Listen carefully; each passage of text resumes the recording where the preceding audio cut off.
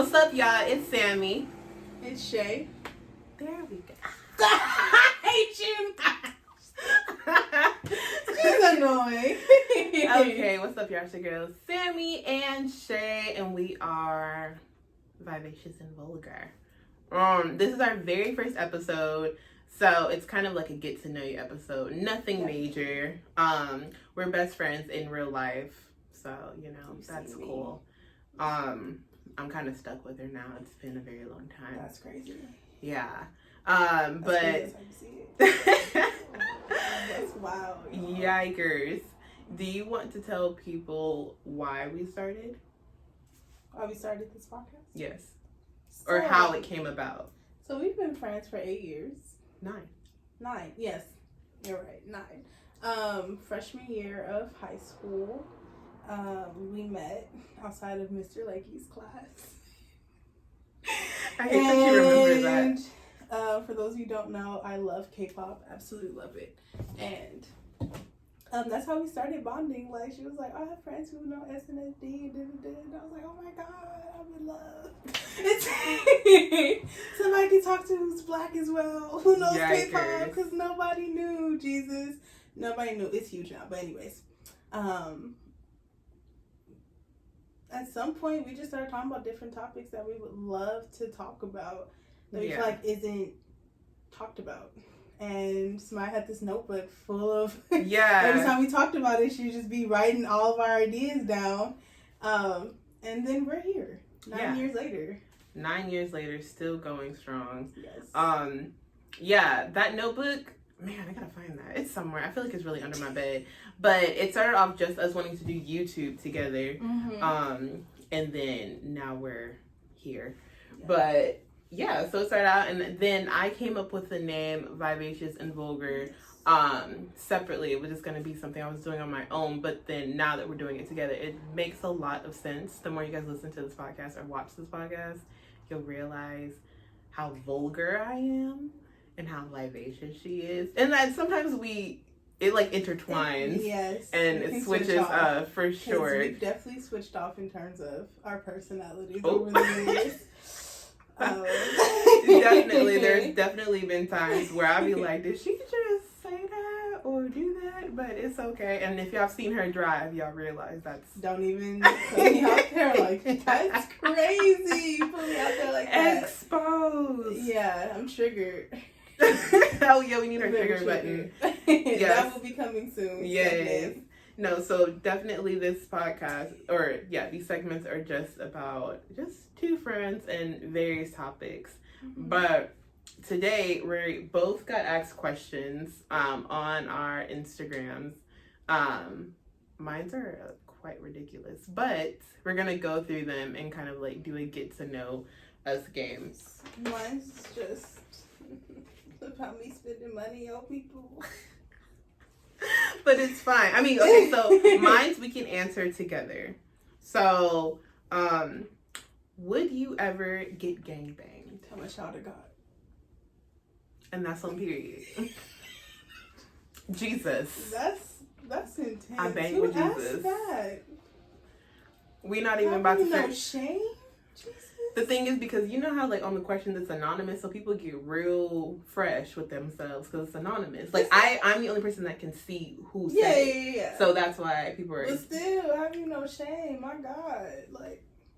Look, child, I mind the business that pays me. So no, because we bang with Jesus. That's the only banging we do. That's on. Don't throw that out.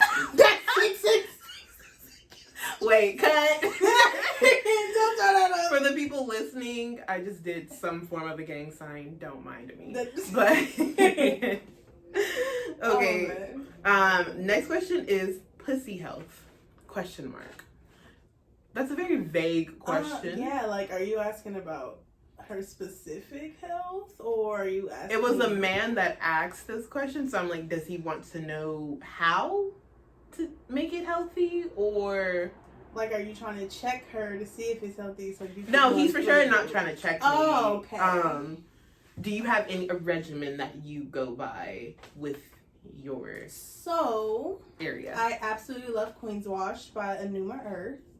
ANUUMA.earth.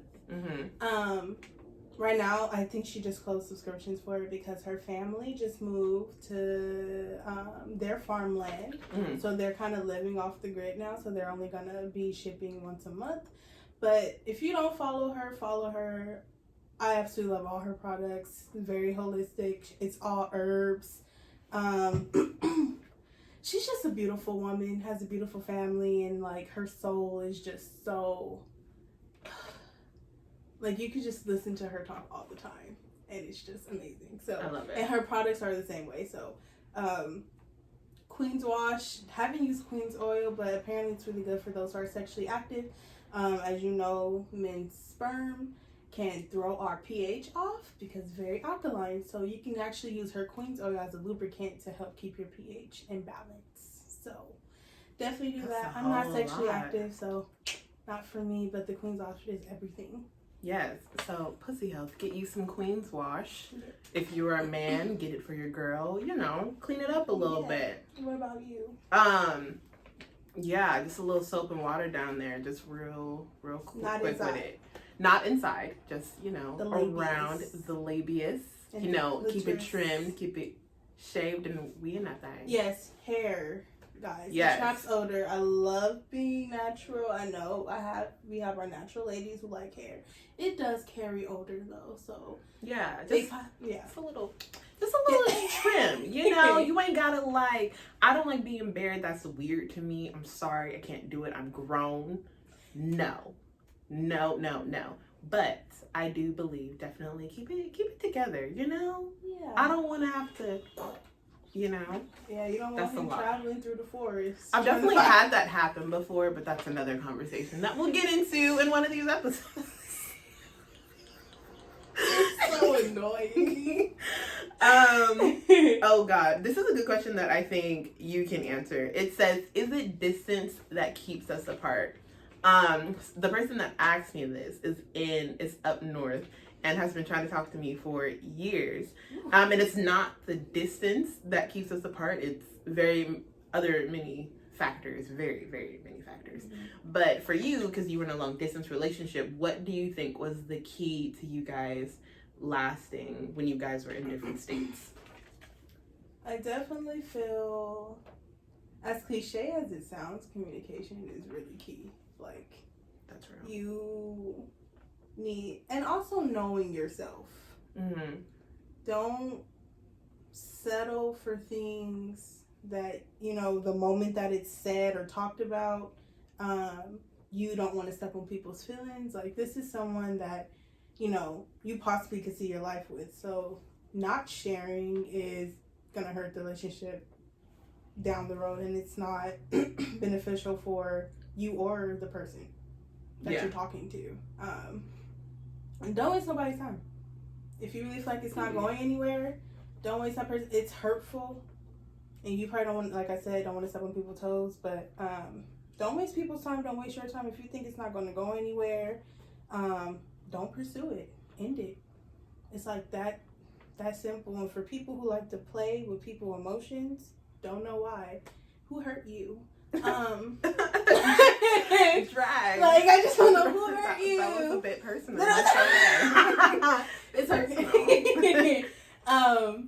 Definitely get that healed. But yeah, communication is key. And just ask yourself, the person worth it? It's like, honestly, that simple. I think people make relationships really hard. It's not that hard. Either we gonna do this or we're not. It's that simple. So yeah. Word today. So now we're gonna be asking some questions that you would ask your best friend. Want to know about you. So the first one is, are we just gonna go in order? Yeah, we're just gonna. Okay, cool. What embarrasses you the most, and/or what's been your most embarrassing moment? What embarrasses me the most? I hate secondhand embarrassment. I will leave the room if I feel like somebody's about to embarrass themselves. Like, you know how, like, I'm telling you, like, I literally, you look back on something and it makes you cringe. Literally, it's very few instances where it's me that was doing the cringe-worthy thing or somebody else. And I was like, I'm just so sorry you did that. I'm just really sorry. Like, I hate that you're this type of person. I'm saying it's real. Like, I just be like, man, like, I'm really sad that I had to see that, and I had to let you go through that. Like, even on TV, like, my mom would tell y'all, like, I literally, like, I'll leave the room. I'll be like, I can't watch this. Mommy would do the same. I can't do this. this. That's what y'all doing? Yeah, so I'm gonna go. So that's my most embarrassing thing, just other people's lives. What about you? Why are you like this? You asked. What am I supposed to say? That's what I feel. My most embarrassing moment. Yeah.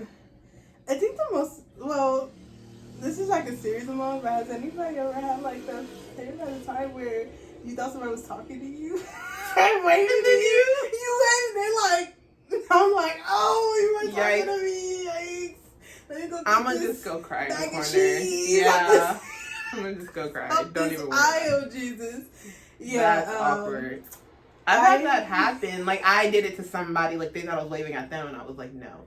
But I haven't had it. I'm more of like the other end. Yeah. Because I'm just a very friendly person.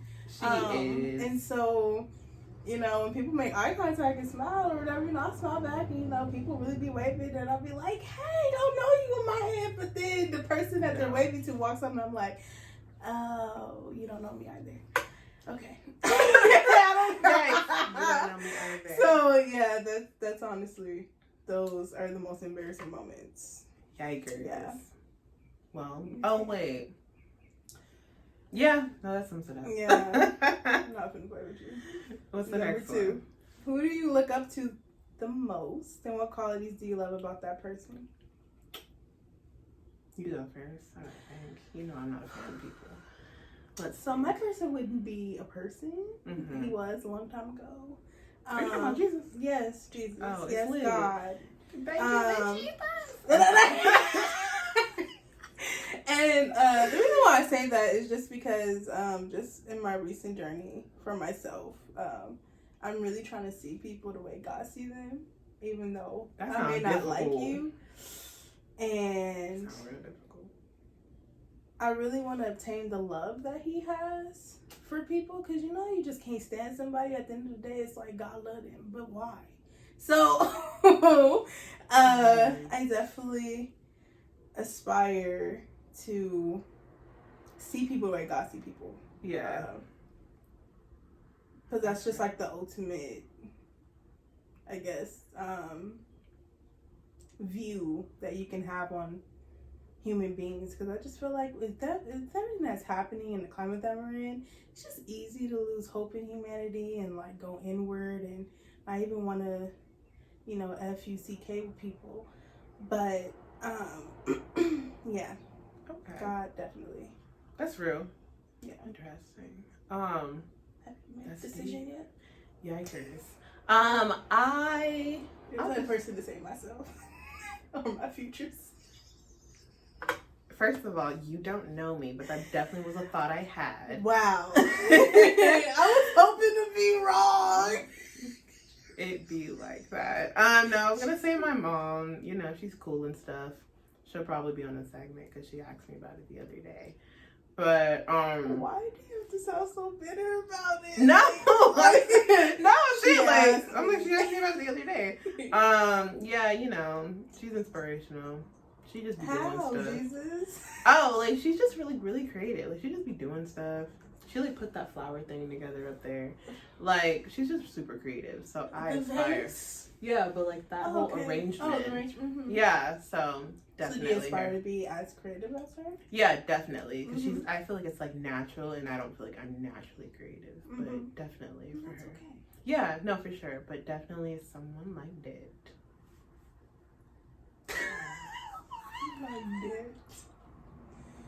Why do you hate me? You can't be on this hating me this way. Jesus didn't want you to make. You know, next question. What would be your perfect day? Getting $1 billion straight to the bank, baby. Period. Tax free. I don't want no deductions. No deductions. Tax season. Who? What? When? Where? Oh man. $1 billion straight to the bank. That'd be a perfect day. And, you know, my family is up with me, yeah, my friends. I can't stand you. I don't know, Jesus. I don't like the word perfect. That just makes me a little... Well, like, perfect adjacent. I like, know, it's like almost, adjacent. Like, it's like almost there. What came to mind? I'm just go with my first mind. It's literally just a day where I just ain't gotta worry about nothing. I can sit in my house, watch my favorite movies, and really not have to worry about a goddamn bill, about where money's going, if my family is safe or any of that. Like, we just all good. I love that. Everybody's winning. That's a perfect day. Yeah, so you put her day with my billion, we in that thing. You won't see me. I'm not. You won't see me. Shayla will be go. No, that's lit. Don't call me. I'll call you. That's literally how I feel about it. No, for sure. That sounds good. Okay, so next question. What's your biggest fear? That's deep. I talked about this the other day. My biggest fear is like not being successful, or my idea of successful, or not being good enough. That's in terms of everything? Yeah, like just like wise. Yeah, just like in general, I guess. Both of those are very general, but for sure my version of success and what I want, so not being able to accomplish those in my head is like, wow, that's a very fearful thought for me. What about you? I guess in a way it correlates. I would say being stagnant and being comfortable and being stagnant. Yeah, I just not growing, and I think it's a scary place when you realize it but don't still do it. And I've definitely been in that place where it's like, you know, you need to change. Yeah. Or something needs to change and you just refuse to do it. And because you're scared, but it's scary that you're more scared of knowing what's going to be better for you than staying where you're at. Wow. So, yeah, that's scary that I'll continue to have those moments and choose to stay in my comfort zone. Yeah. Love it. Does that make sense? No, that makes sense. It makes sense in my head. Okay. No, it makes sense. Okay. When have you felt the most challenged? Most challenged? Oh God, that's like every day. Can be a struggle. Life, honestly, the struggle is real and continuous. I think the most challenging is before the quarantine, I had like 2 jobs and 2 internships and was trying to go to school. But the thing is, I had been doing that for like 2 years already. So like those whole 2 years was just challenging. The whole 2 years. And yeah, it was a whole lot of faking. It was a whole lot of not really making it, but I was saying I was making it. And it was, for sure it was the most challenging, but the most resourceful into like the person that I am today. So it made an impact. Like, I didn't go downhill, because I definitely could have just gone downhill and given up. But for sure, just the people I met and the spaces I was able to be in those 2 years up until like right before quarantine were super helpful, but very challenging. And I don't want nobody to do that. It's hard. Don't do it. But I definitely... If you don't got to. Yeah, if you don't have to. And the thing is, I didn't have to. I just happened to just keep falling into stuff. But like... Just learn how to say no, y'all. That's the key. Learn how to say no. To everything. Everything. I'm real big on it now. Nope. Not available. Yep. My mom said no. Yep. So can't go. I said no. I said no. Like my car, my gas said no. Can't make it. So yeah, definitely. And don't be afraid. Yeah, don't be afraid to say no, Jesus. Just say no. Yeah. Do not be afraid to say no. Because honestly, at the end of the day, that's costing you your mental, not nobody else's. Yeah. Mental and physical, all just going down. That's your gas. That's wherever you gotta go. If you ain't got no gas, if it's no, I'm okay unless you putting gas in my car. Exactly. So just knowing how to say no. So that was the most challenging, I think, going through those 2 years. And I knew how to say no, but I was just pushing myself because I think I sometimes get in a space of like, I'm trying to see how far I can really push myself. And it can be low-key toxic because I do that for very many parts of my life. But specifically in working, I push myself really, really hard just to see what is like my limit, and my limit be like death. So, but I be getting like right there. So I be like, Jesus, wait, let's bring it on back. But at the grave. Yeah, I be like halfway in 6 feet. I be like, oh, this is what your limit is. Let's stop. We should have stopped before the grave. So definitely, that's the most challenging. What you? I would say probably in the last year, graduating, and my mom died. Mm-hmm. That was last year? Yeah. You graduated last year? Oh my God, that feels so long Yeah, ago. I know, right? That's crazy. So my mom died last year in January during my winter break. And I decided to go back to school still to finish because it was my last semester. A lot of my family members was just like, we understand if you don't go. Definitely don't go. I really feel like, and I'm not one to express my feelings, as odd as it may seem in terms of how open I am. Not really want to express my feelings, but I was just telling them, no, I can get through it. I'm gonna make it. And I did, but it was, ooh, y'all.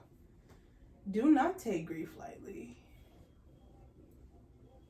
It is a whole nother demon on your body, on your mental. Yeah, that can be another podcast, but that was really challenging. So for anybody who has lost a parent, lost whoever, and it really hit you hard, and you still here, big ups to you because it's not easy. Yeah. But yeah, I would say that was the most challenging thing. Trying to finish school, still going to work, stuff like that. Yeah. In my senior year. And I think I had like maybe 20 units my last semester, so. You did. But it's all right because they came out. Yeah. I really had a lot of support though when I graduated. And yeah, I don't know if I ever told you, but I'm so proud of you. Like that day that you graduated, I was like, man, she really did it. Oh my yeah. God. Don't make me cry. Next question. No. Wait. Let's just acknowledge the fact that usually I'm the one saying, don't make me cry, and like moving on. How the tables have turned. Yeah, because I guess I don't want to. Not the first episode, Jesus. Well, you gonna get this appreciation today. Okay, which celeb would be your best? Would you want to be your best friend and why? That is a really good question. Rihanna or Beyonce? The thing is, I'm not a Beyonce fan. I'm not part of the Beehive at all. I would just want, like, mentorship-wise on her businesses, like her and JC, and being in the entertainment industry. But as for, and Rihanna, like, because she can dress, and I love fashion so much, for sure. I'm not a fan of her music as much, but that's maybe slightly controversial. But definitely both of them for their mentorship, because they all have their businesses. So definitely killing the game.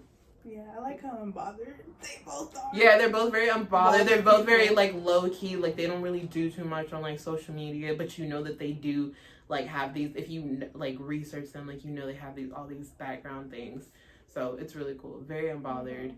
Very successful Black women. So them two for sure. You?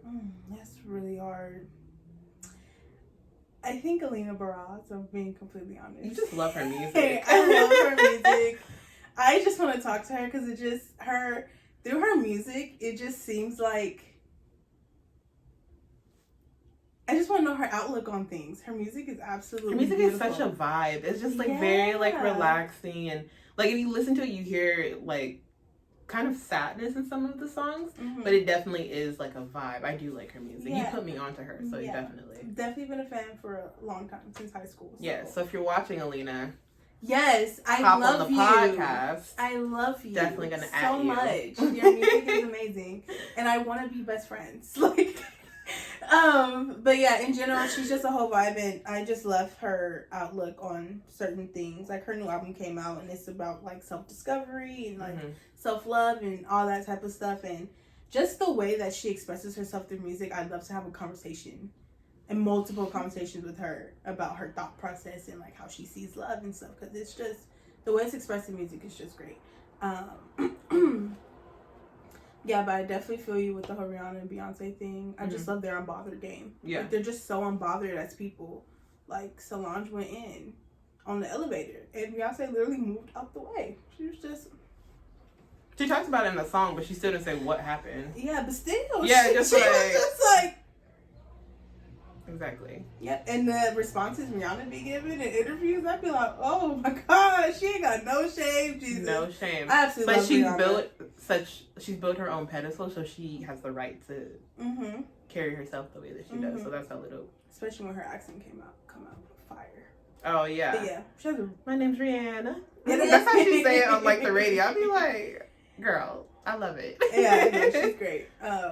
Yeah, that was our last question. Take us home. Take it home. Take your time, Pastor. Take it home. Okay, y'all. So to close out our very first episode of Vivacious and Vulgar, we are both going to share our purpose for this podcast as a whole and individually. My purpose in starting this in the first place was just I really wanted to connect with just women of color overall. In different industries. So as you guys will see as we go on, like we will have some like interview style segments.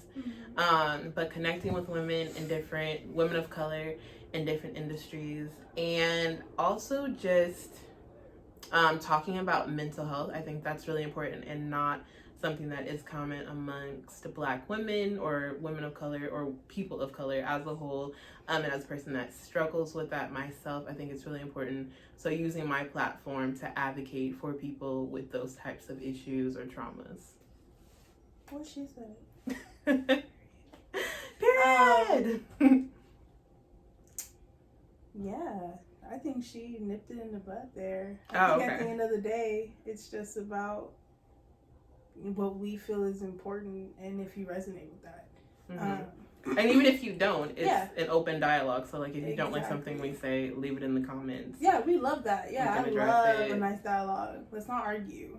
I don't do it. Yeah, I'm too cute to argue. I just need you to, we're going to communicate effectively. Yes, we can definitely have back and forth and we can agree to disagree. But yeah, we just, at the end of the day, I just hope we just take away something from it at the end of the day. I think that's just, for me, that's the goal. You just take something away. It can be anything, as small or as big as it may be. Yeah, even if it's just you just listen and you laugh. If we contribute to you having a good day, then I think our job is done. Yeah. So, or if it's something bigger than that and you feel the need to reach out to us, male, female, gay, straight, doesn't matter. If it's something that touches your heart, that's, I think, for sure the purpose. With a mix of vulgar things. Because I have an issue with my mouth and always have. So as someone who went to high school with me, she knows. So this is not what it used to be. Jesus. Ooh. Better or worse? Better. Oh, okay. I was like, God, did I get worse? No, but you weren't bad before. It wasn't. But if we all knew somebody at high school, like, she was just really cutthroat. Like, she just did not care. Don't get it twisted, y'all. I will still cut. Oh, yeah, definitely. It'll just be, like, filtered and try to be as effective as possible. But I definitely... Like the professional emails. Yes, I can do a per my last email very quickly. But also, like, I'm not the one. Yeah. Yeah. But, like, you know... I hugged my way through. She didn't... It's okay.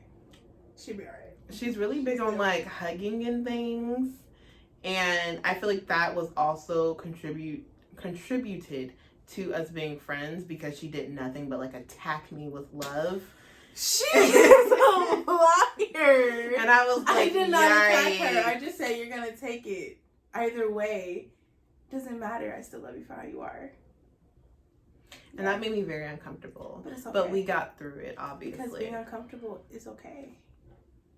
Especially in situations like that where somebody wants to love on you.